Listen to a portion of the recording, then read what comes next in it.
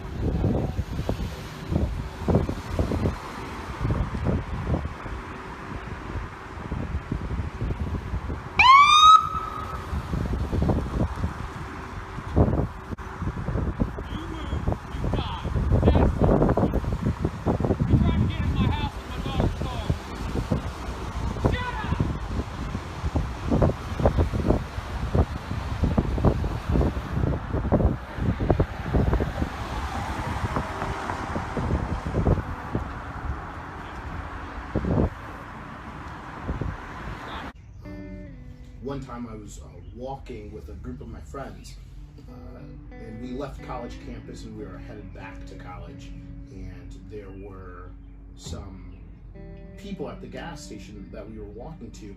I opened the door for them and you know, with a smile, and let them go in, and then we were leaving as they were entering. So as we left,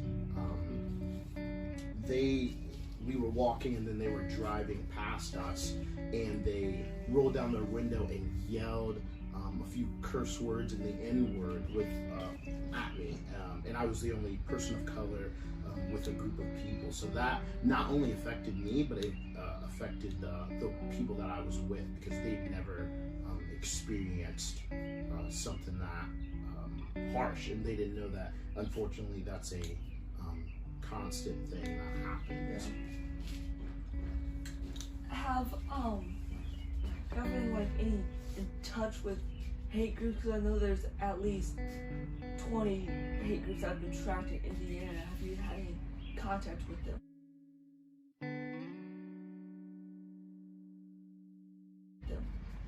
Actually, that's a great question. I've actually had the pleasure, and I would say that I have the pleasure of talking with a Klansman, and how it just came about is that I was just very curious, and he was willing to talk, and so I didn't say, oh, you're a hate group, oh, this is bad. I really approached them with curiosity and understanding, why don't you like someone that does not look like you? What's your belief for things that you were raised to believe that? And at the end of that conversation, we actually got fairly close and we got to know each other, and he is no longer like affiliated with that association, but we're really good friends, and he has a lot of growing to do, but he's willing to ask, and I thought that was a real powerful moment.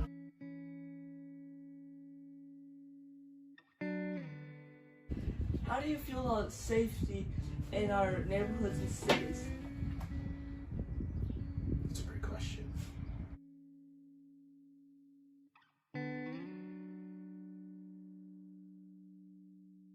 I guess it's really hard to answer that question, but for example, a white woman walking down the street and me walking down the street, right? It's dark, we're both just trying to get home, minding each other's business, we're both walking down the street. At that time, she could say that like she feels unsafe because, you know, because the assumptions, right? It's a man on the street, it's dark, I'm black, and things like that, you know what I mean? So that the stereotype built around people like me is pretty prevalent in the back of people's mind. So she could say she feels unsafe, right? But me walking down the street, and if I see a white girl going the other way, I am purely terrified. Like, the amount of how scared I am I'm petrified, I would say. So if you can like do a comparison on who feels the more safe, it would be her. For the simple fact that if she feels unsafe, she calls the cops, you know, the barbecue Becky thing. If she calls the police or something like that, automatically she has more ethos because of her skin tone, unfortunately. And so just based on accusations, I could be in trouble just based on the way I look. Like, she could say something and that can be confirmed because of that stereotype. But on the other hand, like, I could be walking down the street, and since I know that I'm feared, since I know that, unfortunately, I know that I'm feared by a handful of people for just my appearance, I feel safe in that sense, like no one will mess with me. But then I feel extremely unsafe because if the police get called, or if anything like that, and you know, I could be doing nothing, then that's an altercation. And also, as you know, I'm armed at all. I carry my permit and things like that. So being a person of color, I'm a little more hesitant to exercise my constitutional rights, and that's unfortunate. And yeah, so that's a good question.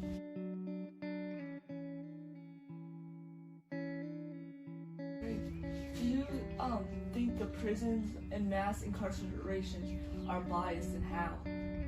Oh man. Yes, I believe that they are extremely biased. So I'll throw a couple numbers at you. 1 in 3 black men will be incarcerated in their lifetime statistically. 1 in 3.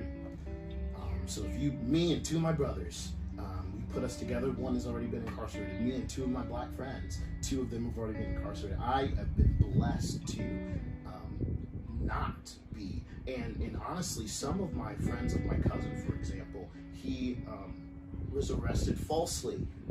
And there's so many instances like that. And I've been pulled over. I mean, when I was 16, dude, I got my permit, and I like finally had my license to drive by myself.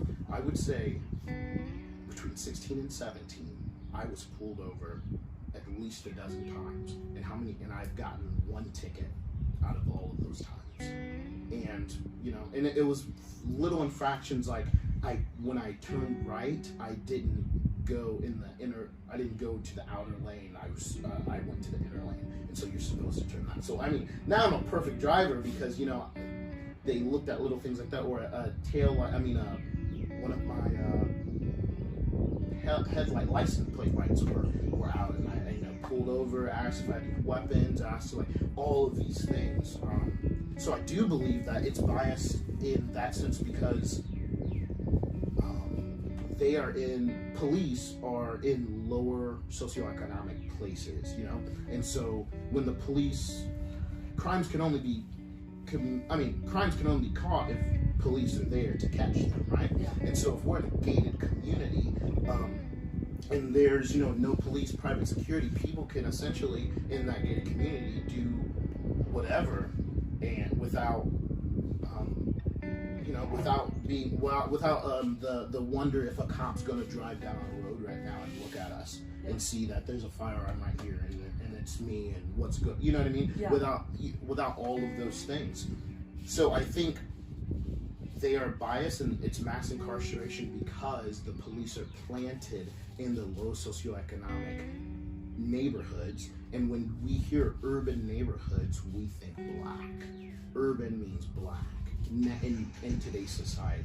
So I believe it's extremely biased. 1 to 3 black men and compared to 1 to 10, 1 in 10 white men.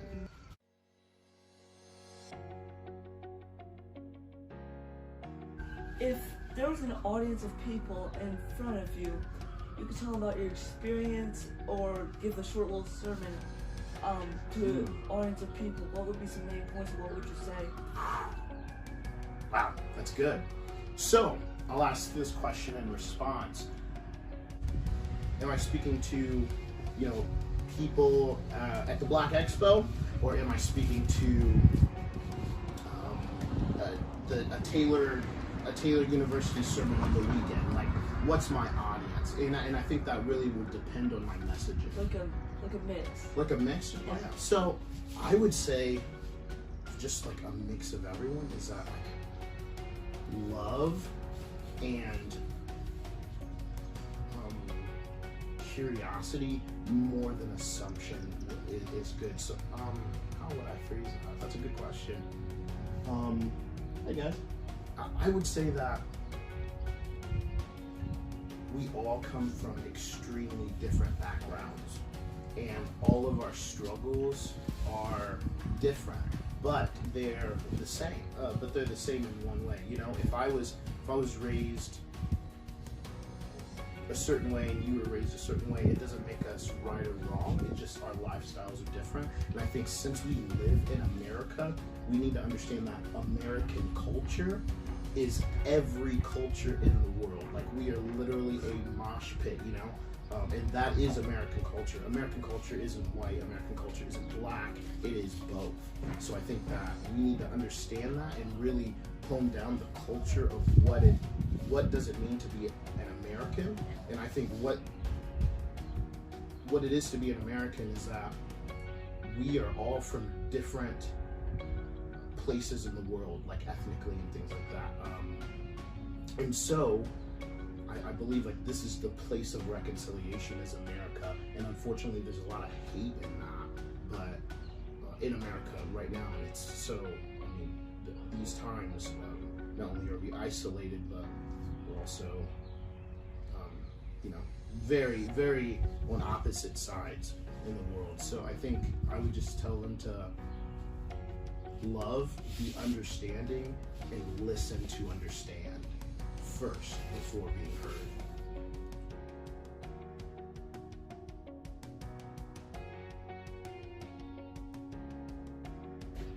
How can society and people help with these hateful issues? Wow. I think the most powerful thing anyone can do is the one-on-one family conversations on Thanksgiving, or or the family conversations where, you know, you guys all come together and you all believe different things, different political backgrounds, different have different assumptions about cultures and things like that. I think sitting down, and when you hear hate or when you hear bigotry in that conversation, no matter who it is, it could be your mother, it could be your auntie, your uncle, a family member that you love and care about, to still stand up for the person that's not in that room is the most powerful thing I think anyone can do, is to, no matter what, you still stand for what you believe. And when you see hate, or you see bigotry, you see racism, or you see people being prejudiced, that you make that courageous move and you stand up and you say something, and you say, you know, I don't believe this is right, and you have the others back.